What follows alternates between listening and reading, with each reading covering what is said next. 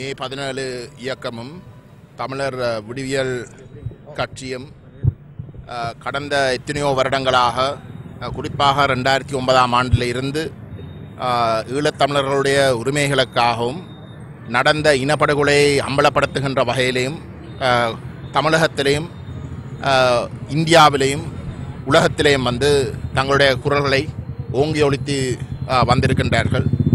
அது மட்டுமல்லாமல் விசேஷமாக மே 17 இயக்கமும் அதனுடைய இணைப்பாளர் திருமுருகன் காந்தி அவர்களுடைய அரசியலை நாங்கள் கொஞ்சம் ஆழமாக அவதானிக்க வேண்டும்.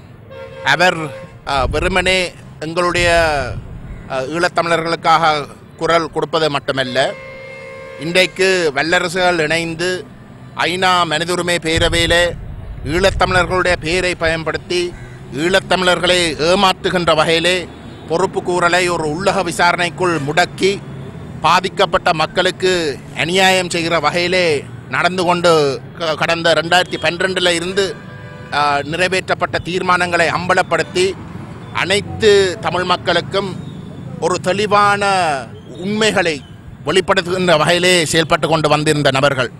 ஆகவே இன்றைக்கு தமிழ் மக்கள் வேறு தரப்புகளுடைய பிரச்சாரங்களை நம்பி இன்றைக்கு நாங்கள் நடுத்தரவில் இருக்கிற வகையிலே பொறுப்பு கூறலும் இல்லாமல் அரசியல் தீர்வும் இல்லாமல் இருக்கிறதென்றால் திருமுருகன் காந்தி போன்ற ஆழமான அரசியலை வெளிப்படுத்தி கொண்டு இருந்த நபர்களுடைய கருத்துக்களை கேட்காமல் நாங்கள் சிந்தித்தபடியால் தான்.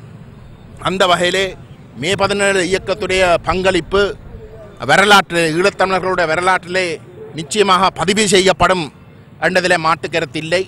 அந்த காரணத்துக்காகத்தான் அவர் இந்த நேரத்தில் மிக தெளிவாக பழிவாங்கப்பட்டிருக்கிறார் என்பதையும் நாங்கள் விளங்கிக் கொள்வோம். அந்த வகையிலே ஈழத்தமிழர்களுடைய விடுதலை போராட்டத்தும் வெறுமனே எங்களுடைய உரிமைக்காக மட்டுமல்ல, அல்லது எங்களுக்கு நடந்த இனப்படுகொலைக்கு நீதி கேட்பதற்காக மட்டுமல்ல, அந்த போராட்டத்துடைய நியாயத்தன்மையை உலகத்துக்கு வெளிக்காட்டுகின்ற அனைத்து தரப்புகளும் அரவணைத்து அவர்களுக்கும் அநியாயம் நடக்கின்ற பொழுது அவர்களுக்கும் நீதி கேட்கின்ற வகையிலே நம்முடைய போராட்டங்கள் அமைய வேண்டும் என்பதற்காக தமிழ் தேசிய மக்கள் முன்னணியும் ஏனைய தரப்புகளும் இந்த போராட்டத்தை நடத்தி இருக்கின்றோம்.